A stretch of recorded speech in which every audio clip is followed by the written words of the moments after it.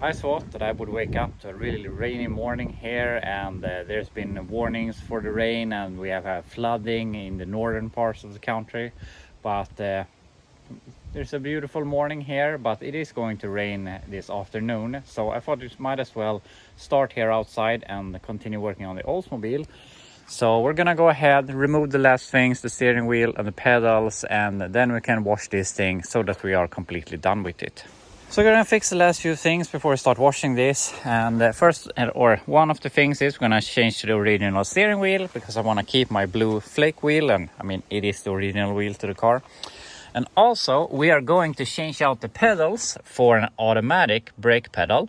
And then you might think that maybe the new owner wants to have a manual transmission, but I reached out to him and I asked him if he was going to use an automatic because I am interested in the manual stuff, and I made a proposal that I would remove $100 from the selling price, and I could keep the manual stuff with all of the linkage and all that, and I would put in an automatic brake pedal. And he accepted that because he was going to run an automatic anyway, so I guess it's a win-win.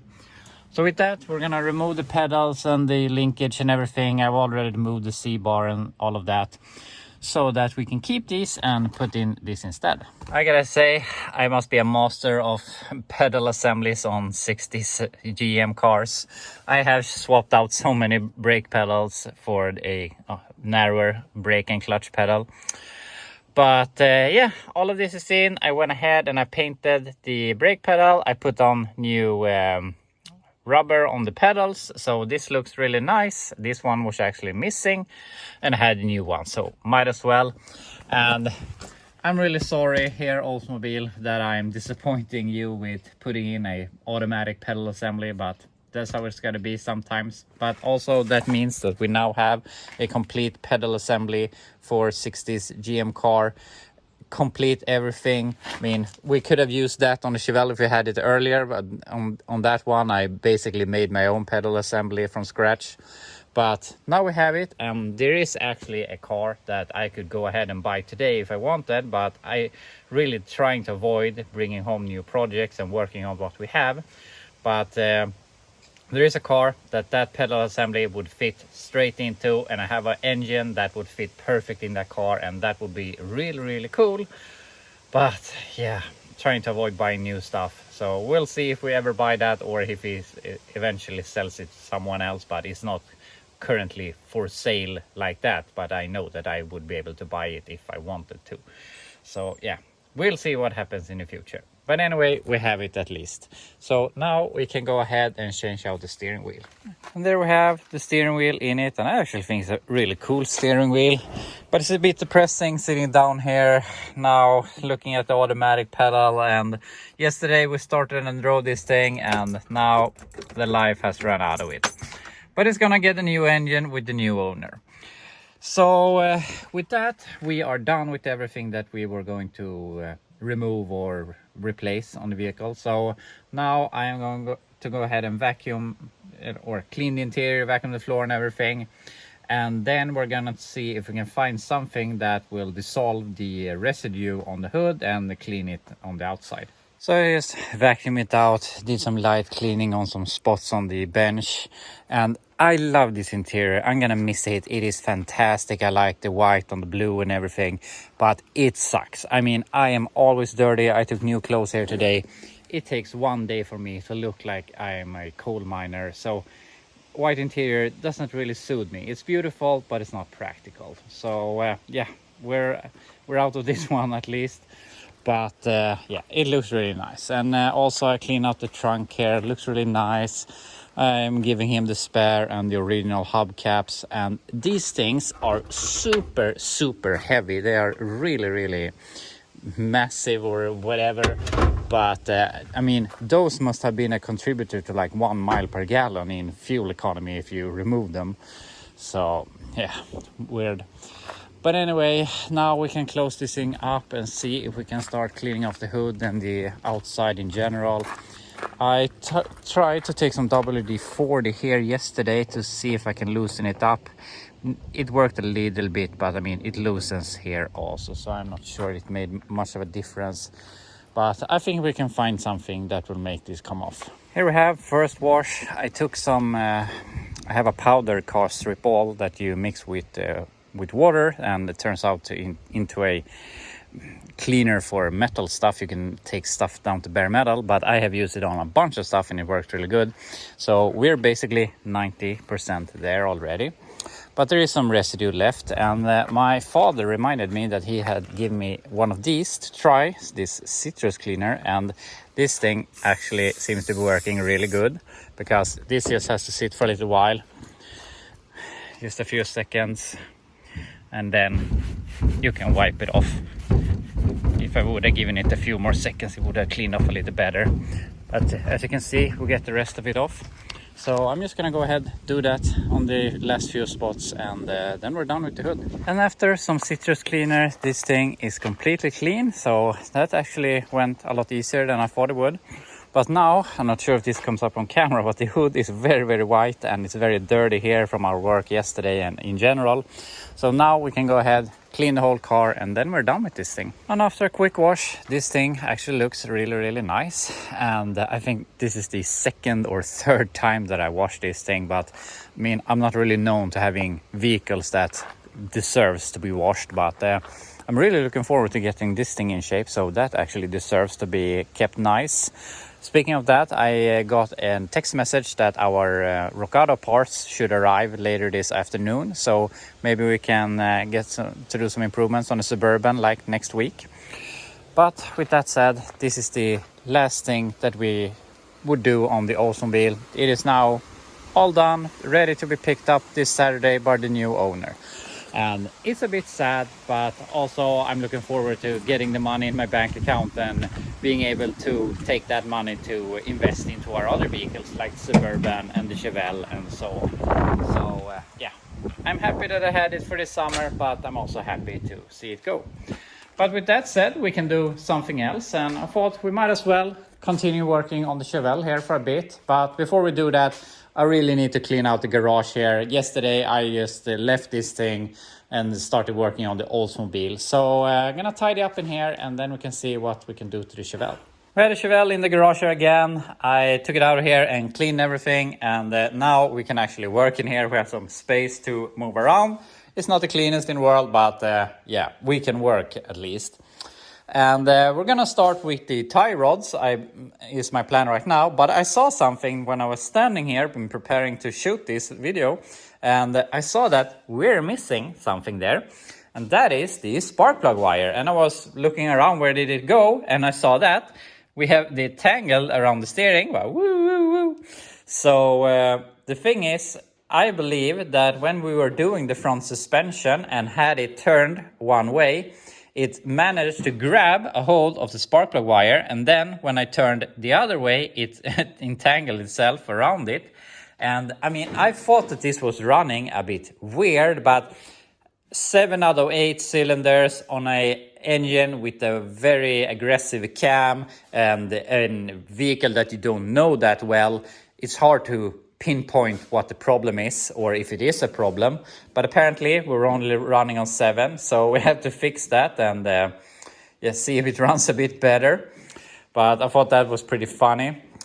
But yeah, we're gonna fix that, and I want to start keep on working towards getting this thing a little more closer to get it in the inspection. And I actually got an interesting question from one of my Swedish viewers, and I thought some of you might be curious also, and that is it really worth working on this thing? It is so rusty, it needs so much, and so on.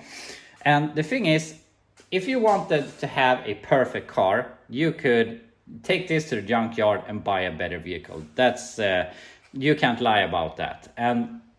But that's also the thing. What is it that you want in the end? And I want cool cars, and I don't mind them being in a bad condition, and I'd rather have the cool car than a less cool car in better condition. And I mean, I think it's cool when they are ratty and stuff like that. And the guy that bought this thing from the US, there was another Swedish person that imports a lot of cars. He went ahead and bought the car, picked it up, and shipped it home to the buyer. And he went ahead, he picked this up at the harbor, and he immediately realized that this thing is so much worse than what he wanted, because his vision was to have a vehicle in perfect condition, shiny paint, all new chrome, and yeah, you get the point. And in that case, this thing isn't really worth it. But in my case, when I want a ratty muscle car that looks cool, that does burnouts, that is standing and shaking at the red lights, this thing is perfect. And I mean, that's the thing. What is it that you want? And for now, I want to drive. I want to get this thing out on the road with as least amount of effort as possible. And we're gonna do some things here that some of you might not like, but the guy that asked the question was talking about the frame rust that we have on this thing. And I mean, if we wanted to do this properly, it would take a week to fix this frame. But if we only make a patch and weld over this, do the same thing over there and some other places, we can fix this frame within a day. And having it inspection worthy. It's not going to be pretty, but it's going to pass inspection. And also, we have a lot of rust in the floor, obviously, and it needs a whole new floor, a whole new trunk floor, and so on. But I mean, I believe that I'm going to have to pay $1,000 to $1,500 for this floor piece. It's obviously expensive in shipping. And I need the whole trunk floor, that's another $1,000, and maybe we need some back section, and we need a lot of sheet metal. So we need at least $2,500 to $3,000 in sheet metal to make this thing perfect. Or we can go the other route, which I'm not going to say is the correct way to do it, but it is one way to do it. And we're not going to do this today, but here eventually, I'm just going to buy some flat pieces of steel, and we're going to cut them to shape. We're going to bash them in place here with a hammer and tack them in place just enough so that we can pass inspection. And with that, we're going to be able to make this rust-free or pass inspection in like a day or two, instead of spending a month or two in making this perfect. And also, I don't really have the funds to spend $3,000 on sheet metal right now, but I have the possibility to buy sheet metal for $100 and just bash them in place and tack them. And what is it that I want the most? Do I want to spend money I don't have to spend the time that I don't want? Or do I want to spend the least amount of time to get this thing out and roll through the gears and having fun? And that is what I want right now. And just because we do this the easy way right now doesn't mean that we can save up the money, buy the floor eventually, and then one day in the winter or next year or whatever, we can go ahead and change the whole floor and do it properly. But for now, I want to take the easy route, and I want to enjoy the vehicle as much as possible. So with that said, we're going to do some sort of work with that later on. But that's what I come back to with, what is it that you want? Do you want a perfect car, or do you want a beater? Do you want to be out on the road, or do you want to be out in the garage? And yeah, you can take those decisions yourself. But if you want that perfect car, no, you shouldn't buy this thing. And with that said, I mean, it's always cheaper to buy the finished car that someone else has fixed or that hasn't been bad in the first place. I paid $3,500 for this thing, which I thought was a steal. And I don't think they're gonna find a 69 Chevelle for $3,500 anytime soon here in Sweden. And thinking also, if you want to buy something from the US, you have to pay shipping, which is like $1,500 or something, plus taxes and all of that. So you're not going to be able to get one cheaper here to Sweden in the same condition.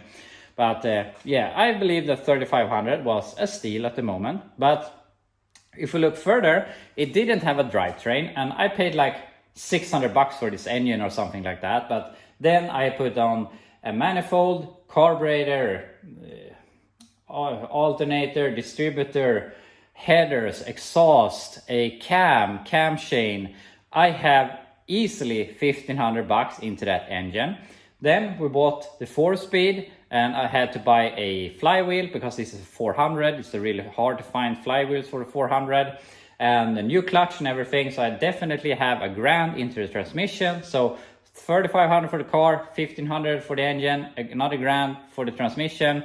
So just there we're up to like what is it, 7 grand or no, 6 grand or something. And after that I have all the ball joints, brakes and everything that we have been working on in the last week here was another 2 grand with shipping and everything. So I mean, I'm in this thing like 8 grand, which I mean, I don't think that you're gonna be able to find a drivable Chevelle for 8 grand anytime soon. But also, I don't think that I will be able to sell this easily for 8 grand. I think that I'm barely gonna get my money back. So, I mean, if you really want a nice car, take that extra shift on work, get an extra job, do whatever, cut people's lawns or something. But it's really not worth it to restore your own car in that sense. At least not in Sweden with our with the economics of shipping stuff and so on. So yeah, that's just my point of view of everything. But since I'm doing YouTube and so on, and I'm guessing most of you already know, but I do all the videos in Swedish, and my Swedish videos brings in the money so that I can do this stuff. Because obviously the English videos doesn't do that. I make an expected $30 a month on the videos I'm producing to you. So as I said, all these videos I do is from my heart and not for the money. I can tell you that much. But going back to all the nice comments you guys write after my videos, that makes this all worth it. But that was not really the point of what I wanted to talk about right now. But yeah, you kind of understand why I'm doing this junk. It's not to make money. But anyway, I'm going to look at the tie rods so that we can get the toe in that we want, and then we can focus on something else. We have it up in the air here again on jack stands, and I mean, I'm thinking back and forth, why do we have this issue? And I can't really understand. I bought everything for a 69 Chevelle. Why are these bottoming out before we are where we want to be? But we're also very, very close. And yeah, I don't know. I don't like to think too much. I want things to happen. So I'm just gonna go ahead. I'm gonna thread this all apart again. I'm gonna cut about 1 inch off the threads because, as you can see, we still have a lot to go on. So I think that inch is gonna give us all of the adjustment that we need. This wheel is basically good. That one sticks out a little bit more. So as I said, it's very, very small adjustments that we need. So yeah, take it apart, cut it and put it back together. Got it apart and I cut off this much. I took some electrical tape and just made a loop around it so that we would cut as much on all of them, maybe more than 1/2 inch. But since this sleeve is not threaded from here to here, and we're basically cutting off half of this on each end, we're not gonna lose any amount of thread on it. So we will have as much contact as we had before. So now we can just go ahead and put this back together. We got it together and I just made a very, very quick adjustment, and now we can at least see that we have some toe in here, and also the same thing on the other side, but also while hanging in the air, this doesn't really tell us anything. But anyway, now we're that far, so now we can drop it on the ground, just give it a very quick toe in alignment. I have basically no experience with alignment, but my cars usually turn out drivable, so I guess I can do it decently enough. But I was looking on this thing and realized that it was pretty loose. I have tightened it now a little bit. So it was really good that we saw that was loose. That's something you really have to look out for when you're working with a vehicle that's been sitting for this long. Maybe someone was supposed to borrow this for something else and end up quitting or something. But I mean, we had an issue at every single wheel with the brakes and so on. So you really need to be careful with stuff that has been sitting for a long time. So I'm gonna go ahead and tighten this properly, and then we can throw it down on the ground. We got it down on the ground here again, and I've tried to wiggle it around a little bit to make it set, but obviously you should drive it a little bit back and forth and so on. But now about the wheel alignment, I just took a tape measure and I have measured about from here to the other side within the tire threads, and obviously on the front side, which it just gives us a ballpark of where we're at. I mean, obviously it's not that precise, but as we're sitting right now, from that distance to that distance, we have about half an inch, just above half an inch of toe-in adjustment, which if I were remembering my math lessons, I could give you that in degrees, but I don't know. I don't care. We have some toe-in at least, but how much, I don't know. I think it's definitely going to be drivable. So with that, for now, since it feels like the toe-in and the wheel alignment isn't really our biggest issues right now, so I'm gonna leave it there and call it good for now. Maybe sometime in the future we can go back to it, adjust it, and so on.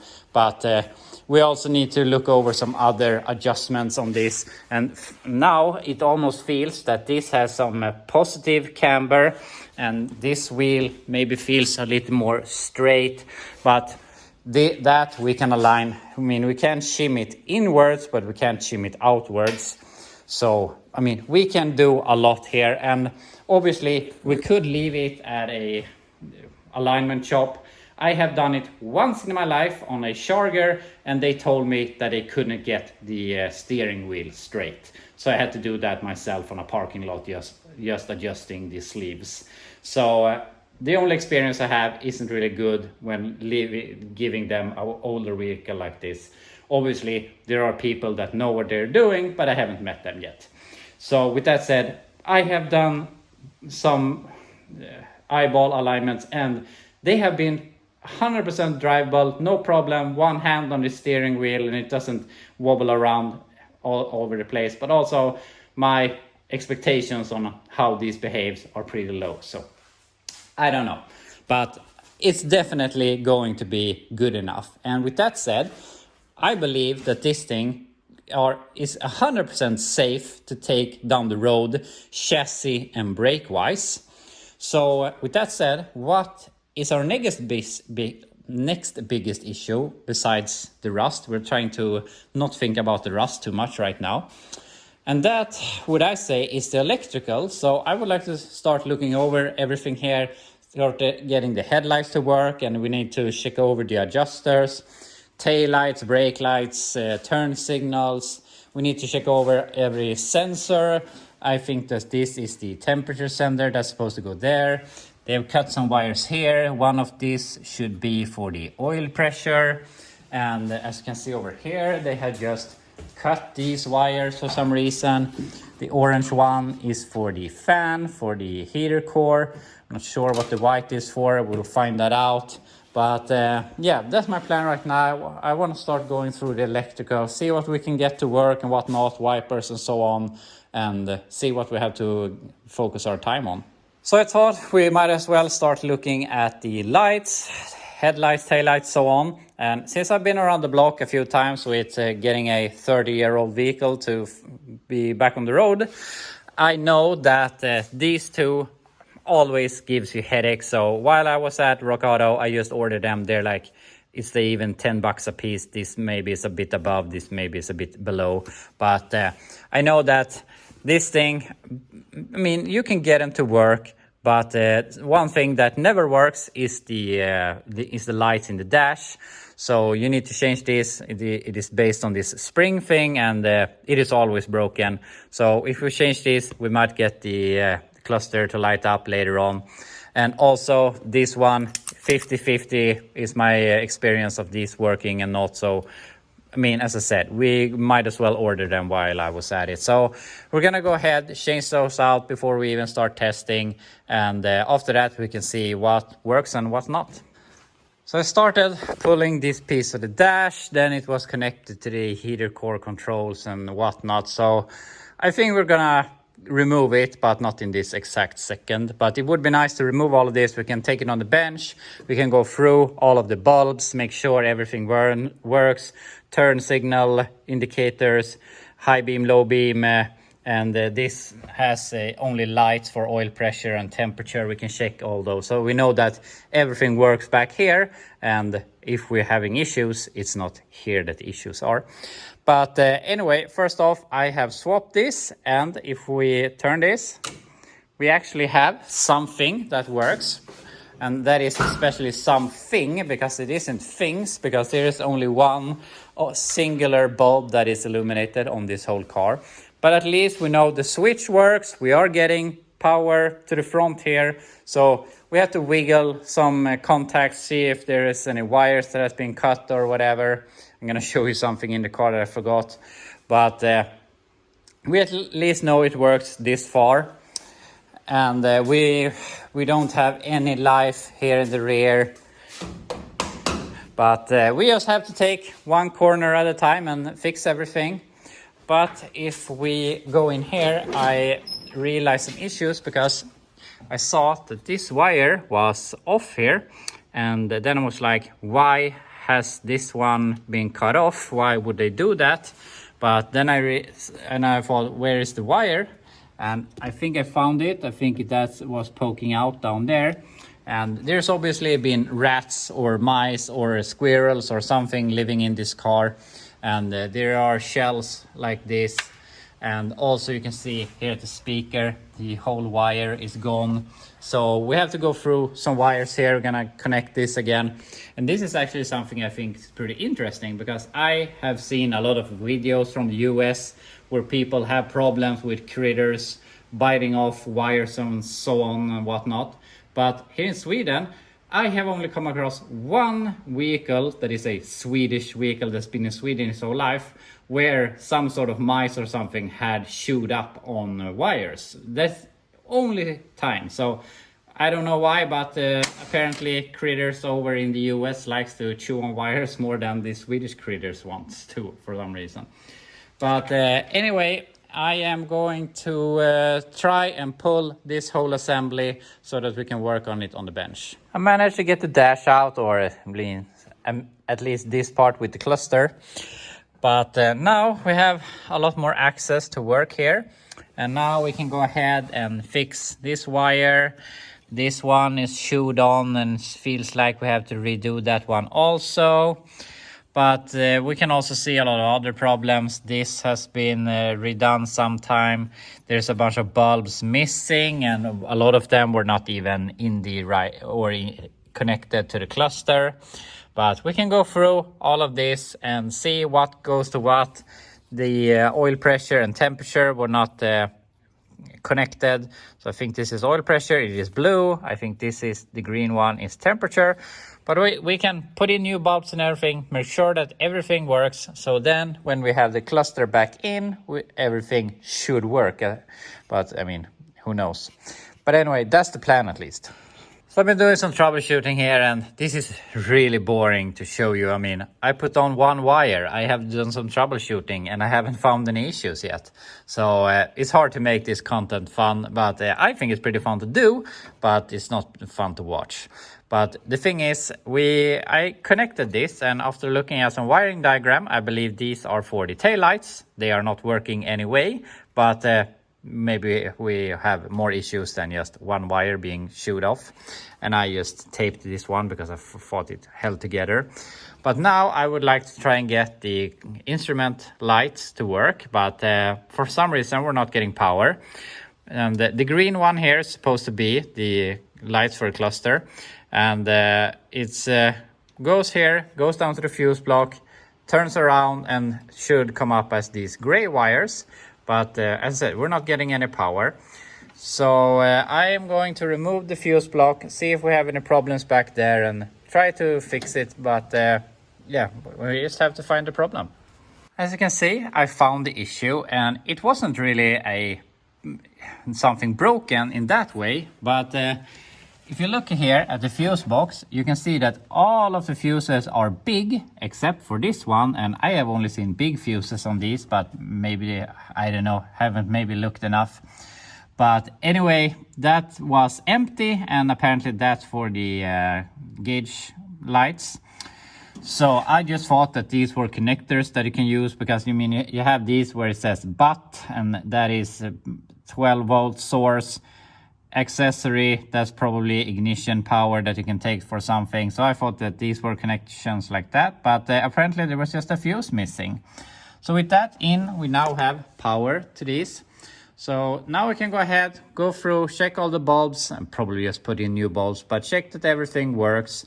And then we can go into the individual bulbs like brake and the oil pressure, temperature, and also I want to fix the indicators or turn signals, of course.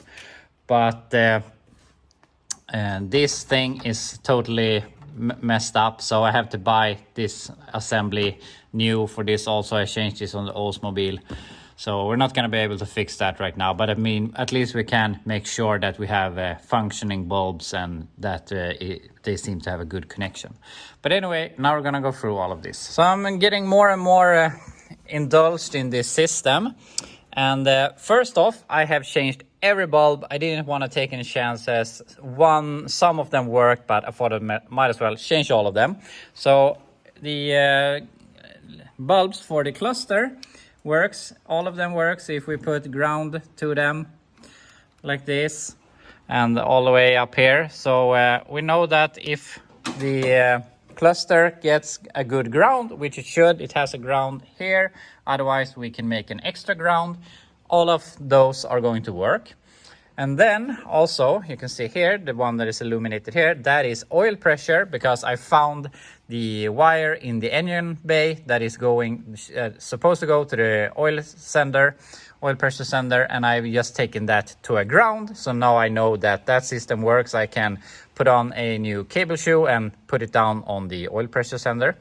And also I checked this, so if I put on the parking brake, this illuminates, so that works.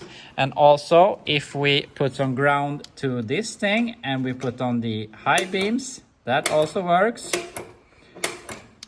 So we know that brake works, high beam indicating works, oil pressure. We have to check for the temperature sender, which is here. We have to see what wire is for this in the engine compartment and hook that up. This unfortunately we can't check because obviously this will only illuminate when the engine is hot. And then also we have the alternator or generator bulb here, and this is also not connected in the engine compartment, so obviously that's not gonna illuminate either. But at least we know all bulbs are good, everything seems to be having a good connection, so we know that when we put in that thing, everything should work at least. But I'm gonna go ahead and fix the oil pressure and the temperature sender permanently in the engine bay and see what more we have time for here today. So I want to finish off as much as possible here in the engine bay. And first off, I connected what we have. We grounded this before. We knew that that was oil pressure, so I connected it down to the oil pressure sender there. And also, if we go in here right now and turn on ignition, you can see that we have 3 bulbs illuminated. That is because the green wire we had coming out here, I removed the tape here and I pulled it up here, and it's currently grounding against the valve cover. That is our temperature, as I thought. And since we have headers, I don't want to have this hanging down to here, and it's also pretty ugly. So we're gonna pull it up with the rest of the engine harness, and either we're taking it this route under with the spark plug wire up to here, or maybe on this side and down here. We'll see. But one of the ways we'll put it on. So that's also coming along here, and the third bulb is the generator light, and I found that wire down here as I thought. So I grounded that just to check that it worked, and obviously it does. So that's fantastic. So we can connect that later to the alternator when we have come that far. But yeah, I'm gonna connect the temperature sender and maybe something else. Here we have the temperature sending unit hooked up. Not the nicest connection in the world, but maybe we can redo it later on. But for now, if that sender works, the rest of the system is going to work. The sender is new, so it should work. So we have our temperature and our oil pressure, which was 2 things on our list here that I have checked off. So we're checking off one thing at a time here. And tomorrow maybe we can hook up the alternator. We have to make this wire come over to there. And also this red wire here, which probably is the one coming here off the battery. I'm not sure how we're gonna do this nicest way, but that one has to go over there, and the other one has to go over here. So we'll see if we can manage that tomorrow. But other than that, we need to continue with the lights on this thing. But actually, while we were working here, all of a sudden, one of the tail lights started to illuminate here. So that's pretty cool. So I don't know why, but something about a vehicle with the lights on, when you know it's a wreck like this thing and you're resurrecting it, and when you're starting to get tail lights, headlights and stuff like that, it just feels like the vehicle is coming back to life. I don't know, it's some silly thing, I think. But that will be all we have time for here today. But I'm really happy with what we have achieved, and I'm really happy that the Oldsmobile is all ready to be picked up this weekend. I'm really looking forward for that. And tomorrow we can keep on working on the electrical system. And as I say with this thing, you just have to focus on one thing at a time. If you start looking at the project as a whole, you're gonna get discouraged. But if you try to just focus on one thing, and when that thing is done, you just jump onto the next thing, and eventually you will have a functioning vehicle, at least somewhat functional. So maybe if we're lucky and keep at it, we can drive this thing legally on the road before the year is over or something. I don't know, we'll see. Or I get tired of it and start working on something else, you know me. But anyway, that's all here for today. I hope you enjoyed watching, and I will be back to you tomorrow.